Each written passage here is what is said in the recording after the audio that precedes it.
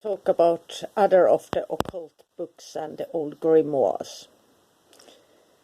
And here we have Grimoirum Verum. And it's introduced by both Arthur Edward Waite and Elizabeth Butler as Grimoirum Verum, or the most approved keys of Solomon, the Hebrew rabbin,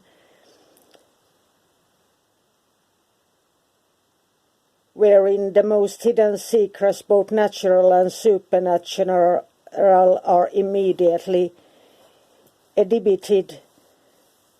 But it is necessary that the demons should be contended on their part, and translated by the Hebrew by Planger, a Dominican Jesuit with a collection of curious secrets, published by Alibek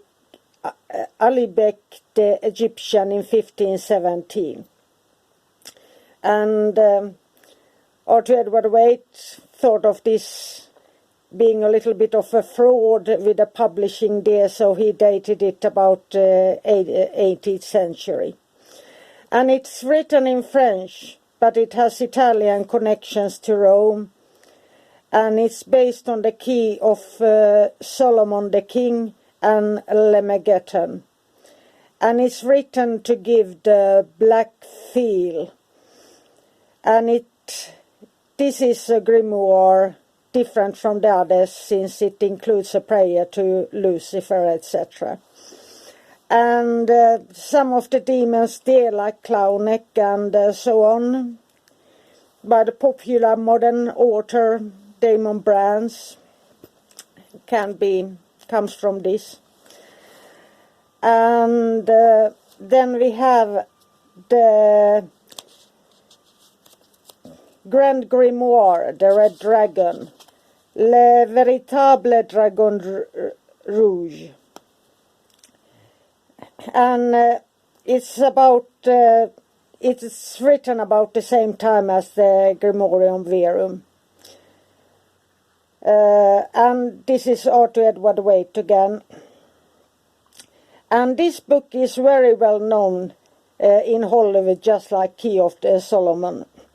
And this is the book that contains the making a pact with demons like Lucifer. And if you're interested in black magic, then we and all the books, then we have Elizabeth Butler's ritual magic, and the Fortune of Faust, or Arthur Edward Waite's ceremonial magic that dives into the more dark parts. And then we have, of course, the forbidden rites of a necromancer's manual of the 15th century, and it's by Kickheffer Richard. And those books are what usually is used by those practicing black magic. And then we go to a book that's been always hiding from me, that I hunted my whole life. And it is Saint Cyprian's, the Black Book, Clavis Inferni. And, or some say it's of Pseudo-Cyprian. And it's from the Black School of Wittenberg, a sorcery school. And it contains many words of power and invocations from Goetia.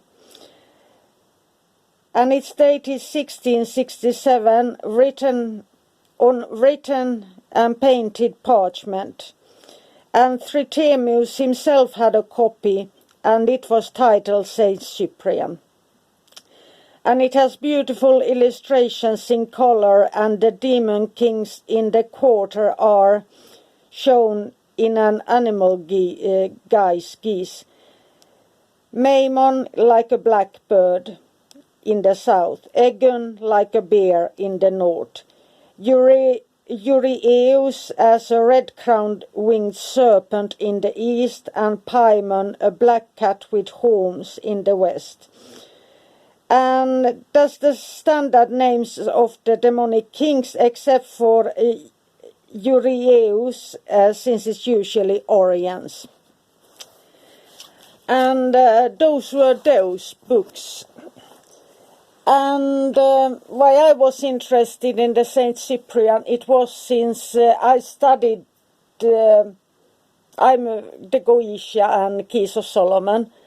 And since I come from Finland and traveled through Europe in my work, what they called was Solomonic magic wasn't Solomonic magic, since I practiced Solomonic magic. So I started to buy little pamphlets in the libraries with some sigils and look into the black books that are common in Sweden and Finland and Norway and Iceland and Poland and Germany and so on. So I didn't get the book, and then I found one book and it cost more than a house. There wasn't, Levlin wasn't out, it was before all these times. And a book on darker magic, I wouldn't pay that for it. But I'm very curious about the book and how it's connected to, let's say, Russia, Finland, Sweden, Norway, Iceland, maybe the Celtic. Since they are quite connected anyhow, so I'm just curious and so on. So those were these books, and they are not part of my practice, but I read them, and except for the Saint Cyprian, that I only had parts, buying those photographed pages in libraries when I was abroad. So this was all for now, and have a magical day. And if you have any practice or have found a book that you can tell about, I'm very interested, so please leave a comment about that. And have a magical day. Bye for now, and be inspired.